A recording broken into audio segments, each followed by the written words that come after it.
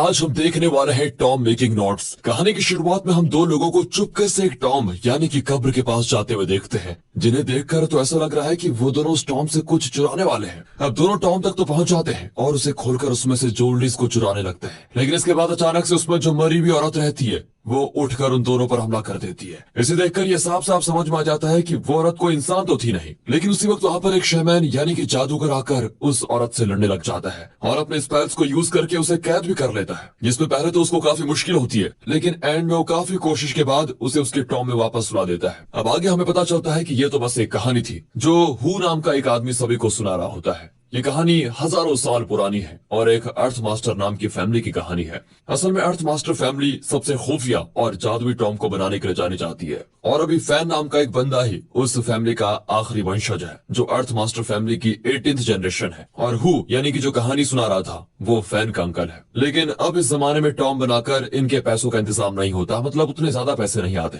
इसीलिए पैसों के लिए हु सभी से झूठ कहकर उनसे ये कहता है कि फैन जो कि खुद अर्थ मास्टर फैमिली का है वो आपकी सभी प्रॉब्लम्स को ठीक कर देगा और यहाँ तक कि आपको किसी भी टॉम को भी खोजने में मदद करेगा, वो सब जानता है। और जिस मार्केट में ये दोनों काम करते हैं उसे टॉम रेडर कहा जाता है। टॉम रेडर यानी कि उन कीमती टॉम्स को ढूंढना जिनके अंदर ढेरों सोने चांदी की चीजें होंगी, और ये प्रोफेशन यहाँ पर बहुत ही फेमस होता है। अब हम वहीं जैंग नाम के एक टॉम रेडर गैंग को देखते हैं जो कि काफी हद तक गैंगस्टर्स की गैंग होती है और वो टॉम को पाने के लिए किसी भी हद तक जा सकते हैं क्योंकि बस उन्हें सोना चांदी वगैरह ही चाहिए। वहीं पर जैंग को फैन के बारे में पता चलता है कि फैन ये एक ऐसा आदमी है जो किसी भी टॉम को खोज सकता है और वो अर्थ मास्टर फैमिली से है, यानी कि उसको कई सारे मैजिकल स्पेल्स भी आते होंगे। अब ये बात तो दोस्तों आप और हम जानते हैं कि ये झूठी बात है क्योंकि ये तो पैसे कमाने के लिए कर रहे हैं, लेकिन इन्हें नहीं पता ना। जिसके बाद जैंग फैन और हु को बड़ी चालाकी से अपनी गैंग के बीच में ला देता है और जबरदस्ती उन्हें धमकाकर एक टॉम को खोलने के लिए कहता है। इस टॉम को कुछ ही दिनों पहले जैंग और उसकी गैंग ने ढूंढा था। अब डर के मारे फैन को ना चाहते हुए भी उस टॉम को खोलना ही पड़ता है और उसी दौरान हम उसके हाथों में एक डिवाइस को देखते हैं जिसका नाम होता है गोल्डन जेड, जो कि सिर्फ अर्थ मास्टर फैमिली के मेंबर्स के पास ही होता है और ये डिवाइस यिन और यंग एनर्जी को सेंस कर पाती है। हाँ दोस्तों, यिन और यंग एनर्जी का मतलब है पॉजिटिव और नेगेटिव एनर्जी। अब फैन जब टॉम को खोल रहा होता है तो पता चल जाता है उसको कि ये टॉम तो शापित है और इसे खोलने से कुछ तो बुरा होगा, लेकिन फिर भी जैंग उससे जबरदस्ती वो टॉम खुलवाता है और अगले ही पल उसमें से एक अजीब सा क्रिएचर बाहर निकलता है और जैंग के एक मेंबर पर हमला कर देता है। अब ये देखकर वहाँ पर सभी डरकर भाग जाते हैं। इसी का फायदा उठाकर फैन और हु भी वहाँ से भाग जाते हैं। आगे घर जाते हुए फैन हु से ये कहता है कि देखो मैं ये काम वापस नहीं करूंगा, चाहे पैसे कम मिले, लेकिन इसमें जान का कितना खतरा है तुम जानते भी हो, और सच बताओ तो मुझे लोगों से झूठ बोलना बिल्कुल भी अच्छा नहीं लगता।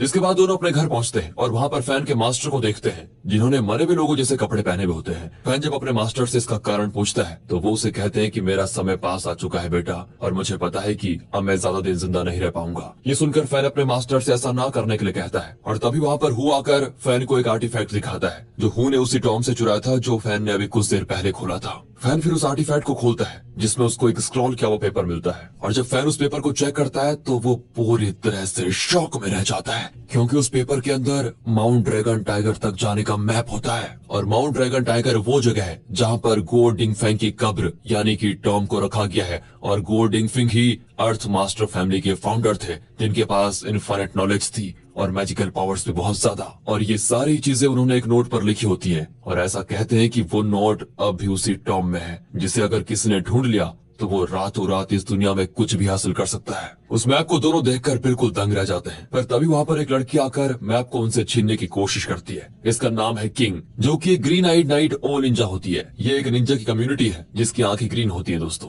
और फिर किंग उनसे मैप लेने में कामयाबी हो जाती है क्योंकि वो टॉम रेडर मार्केट से ही इन दोनों पर नजर रखी हुई थी। और जब किंग उसको लेकर भाग रही होती है तभी वहाँ पर जैंग अपने लोगों के साथ आ जाता है और किंग को पकड़ लेता है। इसके बाद किंग जैंग से कहती है कि तुम्हें मेरी जरूरत तो पड़ेगी वरना तुम भी उस टॉम तक नहीं पहुँच पाओगे, उससे पहले मर जाओगे, लेकिन हाँ तुम्हें इन दो निकम्मों की भी जरूरत पड़ेगी यानी कि हु और फैन की। इसके बाद मैप को फॉलो करते हुए जैंग सभी को एक पहाड़ के पास लेकर आता है और वहाँ कर वो फैन को कहता है कि तुम अब उसका पता लगाओ उस टॉम का। अब दोस्तों फैन को तो अभी तक लग रहा था कि वो झूठ कह रहे हैं कि उसमें कुछ पावर्स हैं, लेकिन उससे भी अच्छे से नहीं पता कि उसके पास ऐसी शक्तियां शक्तियां हैं जिससे वो गुप्त टॉम्स को खोज सकता है। उसके पास सच में शक्तियां हैं। आगे फैन टॉम को खोजने की कोशिश करता है, जिसे उससे अपने मन में उसका रास्ता भी पता चल जाता है। जिसके बाद सभी वहां पर जाते हैं और उसके दरवाजे को खोलने के लिए गोल्डन जेड का इस्तेमाल किया जाता है। दरवाजा तो खुल जाता है, पर इसकी एक कंडीशन होती है, और वो ये है कि दरवाजा सिर्फ अगले 24 घंटे खुला रहेगा, जिसके बाद ये हमेशा के लिए अपने आप बंद हो जाएगा। खैर, आगे सभी एक ऐसी जगह पर पहुंचते हैं जहां चारों तरफ कुछ छोटे बच्चों के स्टैचूज होते हैं, जो अगले ही पल अपनी जगह से बिल्कुल हिलने लग जाते हैं, और धीरे धीरे करके वहां पर रखे हुए 72 स्टैचूज हर जगह चलने फिरने लगते हैं। इसके बाद वो सभी अचानक इन लोगों पर हमला भी कर देते हैं, जिससे एक ही पल में वहां मौत का मंजर शुरू हो जाता है। इसी दौरान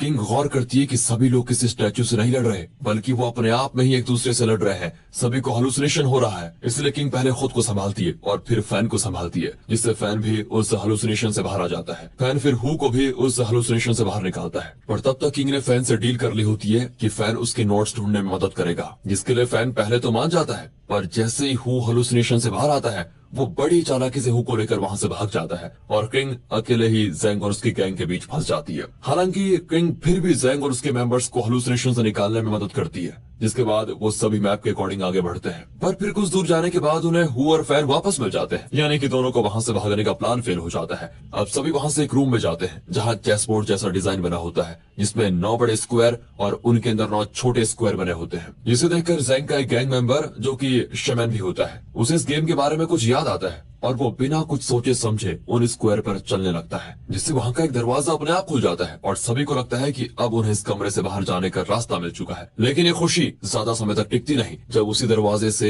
एक बड़ा सा क्रिएचर बाहर आता है, जो आते ही एक एक करके सभी को पूरी तरह काटने लगता है, जिससे कई जनों की बहुत बुरी तरह मौत हो जाती है। इसके बाद फैन खुद उस चेस बोर्ड को सॉल्व करने की कोशिश करता है, और उससे एक दूसरा दरवाजा वहां पर खुलता है, जिसके जरिए सभी वहां से बाहर निकल आते हैं। लेकिन इसमें ज़ैंग के कई मेंबर्स भी मारे जाते हैं। यहाँ से आगे सभी अब एक नदी के पास पहुंचते हैं, जहाँ से गुजरते हुए हु उस नदी में गिर जाता है, और उसके पैरों से एक लोहे का चेन बन जाता है, जिस वजह से वो चाह कर भी पानी से ऊपर नहीं आ पा रहा होता है। फैन फिर हु की मदद करने वहां पर जाता है, लेकिन वो भी हु को लाने में नाकामयाब रह जाता है। जिसके बाद किंग नीचे जाती है और उन चेन्स को हटाकर वो हु को बचा लेती है। लेकिन इससे वहां पर तैर रही हजारों साल पहले की औरतों की लाशें अपने आप पानी से ऊपर आकर बैट जैसे क्रिएचर्स में बदल जाती है, जो फिर से इन लोगों पर हमला करती हैं, और अपनी जान बचाने के लिए सभी अब दूसरे कमरे की तरफ जाते हैं, जहां पहुंचते इनकी लॉटरी लग जाती है, क्योंकि ये अब तक का अकेला एक ऐसा कमरा है जहां ट्रैप के अलावा कई कीमती चीजें रखी होती हैं। यहाँ पर हमें ये भी पता चलता है कि किंग इन नोट्स को इसलिए ढूंढने आई थी ताकि वो नोट्स में लिखी हुई कुछ दवाइयों के बारे में जान पाए, और ये वो दवाइयां हैं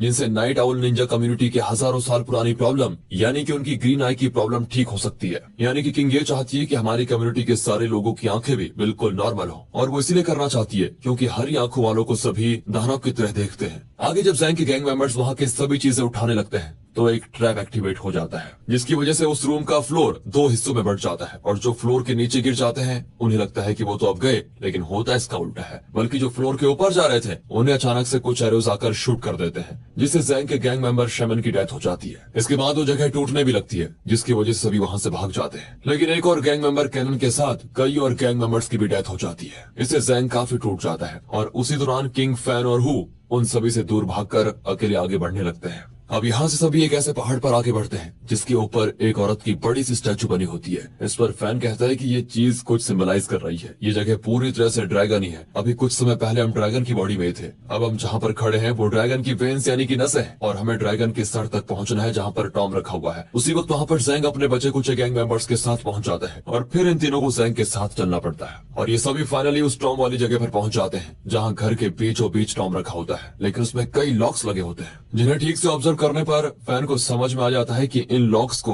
गो डिंगफैंग के बर्थडे से ही खोला जाता है, जो कि दुनिया में किसी को नहीं पता, यानी कि उसकी बर्थ डेट। अब फैन सोचने लगता है कि उन लोगों ने अब तक जिन ट्रैप्स को पास किया उनमें कई पैटर्न्स थे, जैसे कि वो हॉन्टेड बच्चे, वो काउंटिंग में थे 72, चेस बोर्ड पर 9 स्क्वायर्स थे, और भी बहुत कुछ। यानी कि ये चीजें यो डिंगफिंग के बर्थडे के हिंट्स थे, और इन्हें इन लोगों को अब डिकोड करना है। फैन इन सारे नंबर्स के बारे में आराम से सोचता है, और फाइनली उसे डिंगफैंग का बर्थडे मिल जाता है, जिसके बाद सभी उन नंबर्स को दीवारों से अलग करने लग जाते हैं जो डिंगफैंग के बर्थडे से मिलते जुलते हैं। और उन नंबर्स की मदद से जब फैन फाइनली उस टॉम को खोलने वाला होता है, तभी आता है कहानी में सबसे बड़ा ट्विस्ट। ज़ैंग का एक गैंग मेंबर यी सभी को ट्रैप में फंसा देता है और तब उसका सच सामने आता है। असल में यी के बेटे की कुछ समय पहले मौत हो गई थी, जिससे यी बहुत टूट चुका था और उसमें अपने बेटे को फिर से जिंदा करने का पागलपन सवार हो गया था, जिसके लिए उसने उन मैजिकल नोट्स को यूज करने का प्लान बनाया। और इसीलिए उसने अब तक जितने भी ट्रैप्स आए थे, उसने अपने किसी गैंग मेंबर के जिंदा रहने में मदद नहीं की। ये फिर जैंग से कहता है कि बॉस मुझे माफ कर दीजिए, मैं आपका लॉयल नहीं रह सका, पर मेरा अगला जन्म आपके लिए होगा, जहाँ मैं अपनी पूरी जिंदगी आपके लिए बिता दूंगा। बस इस बार आप लोगों को अपनी जान देनी होगी। इसके बाद ये अपने बेटे की डेड बॉडी को टॉम पर रखता है और सभी को सेक्रीफाइस करने के लिए आगे बढ़ता है, लेकिन उससे पहले किंग फैन को आजाद कर देती है और ये देखता है कि उसका बेटा जिंदा हो गया है। लेकिन ये असलियत नहीं, ली का हेलुसिनेशन था। ये को बस ऐसा लग रहा होता है कि उसका बेटा जिंदा हो चुका है, पर अब तक वो अपने बेटे की डेड बॉडी ही हाथ में लिया हुआ था। ये फिर अपने बेटे को गले लगा लेता है, पर तब तक हम देखते हैं कि उस टॉम से निकलकर एक स्कॉर्पियन उसके बेटे के शरीर के पास चला जाता है, जो अगले पल ये को काट देता है और इससे उसकी डेथ हो जाती है। हालांकि इससे वो टॉम खुल जाता है, जो कि किसी सेक्रीफाइस के लिए ही रुका हुआ था। फिर सभी टॉम के अंदर देखते हैं, उन्हें वहाँ पर 2 डेड बॉडीज मिलती हैं, जो कि गुओ डिंगफिंग और उनकी वाइफ की होती है। वहाँ पर कई और चीजें भी रखी हैं, पर इससे पहले कि कोई उसमें से किसी चीज को उठाता, वहाँ का दूसरा ट्रैप एक्टिवेट हो जाता है, जो कि सबसे ज्यादा खतरनाक था। और वो ट्रैप है ज़ॉम्बी सोल्जर्स की डेड बॉडी जो उस टॉम को प्रोटेक्ट करती है। वो एक ही पल में उस कमरे में ढेरों जमा हो जाते हैं, जो आगे बढ़ते हुए सभी पर हमला करने लगता है और जैंग के जितने भी गैंग मेंबर्स बचे थे सब मारे जाते हैं। और यहाँ तो हमारी कहानी की मेन कैरेक्टर्स की भी जान जाने वाली होती है, पर तभी हम जैंग की पॉजिटिव को देखते हैं, जिसमें वो सभी ज़ॉम्बी सोल्जर से खुद को घेर लेता है और एंड में अपने हाथ में एक डायनामाइट लेकर उसको जला देता है, जिससे अगले पल वहाँ पर होता है ब्लास्ट और लगभग सारे सोल्जर्स के साथ जैंग की भी मौत हो जाती है। हालांकि तब तक फैन, किंग और हु वहाँ से बचकर आराम से निकल जाते हैं और किसी तरह जिंदा बच जाते हैं। मूवी के एंडिंग में हम फैन को देखते हैं, जो किंग को अपने कंधे पर रखकर अपने घर ले जा रहा होता है, क्योंकि उस टॉम फाइट के दौरान किंग को काफी चोटें आ गई थी। उसी वक्त हु फैन को बताता है कि मैंने टॉम से एक आर्टिफैक्ट ले लिया था, पर फैन उस आर्टिफैक्ट को नदी में फेंक देता है, ये कहकर कि देखो मुझे किसी भी पुरानी चीज में अब कोई इंटरेस्ट नहीं है। और इस आर्टिफैक्ट को आगे एक फिशरमैन नदी से उठा लेता है और दोस्तों कहानी यहीं पर होती है खत्म। बाकी अगर आपको एक्सप्लेनेशन अच्छा लगा हो, मूवी अच्छी लगी हो, तो लाइक कीजिए, चैनल को सब्सक्राइब। मिलते हैं अगली वीडियो में, तब तक के लिए ध्यान रखिए अपना and finally thanks for watching.